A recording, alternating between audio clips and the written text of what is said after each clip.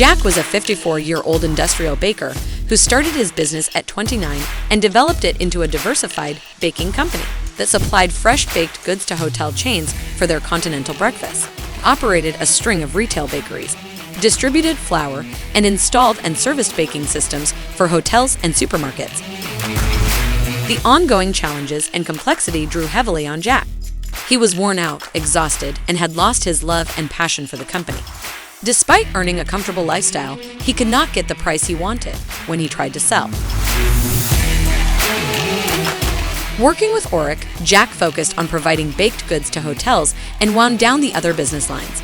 This focus allowed him to build out the commercial systems that would run the business and empower his team to operate them. This released Jack's time to identify new innovations. He outsourced distribution and secured freezer-to-oven technology that solved multiple issues for his hotel clients. It also allowed him to tap into supermarkets, enabling next-level growth. After Aurik, Jack's business growth system focused on solving a single problem: the 365 days a year onboarding of fresh-baked goods to hotels for continental breakfasts and supermarkets for morning trade. His commercial systems and team ensured a consistent, reliable client experience. Rather than sell, despite increased valuations, he succeeded his business to his sons.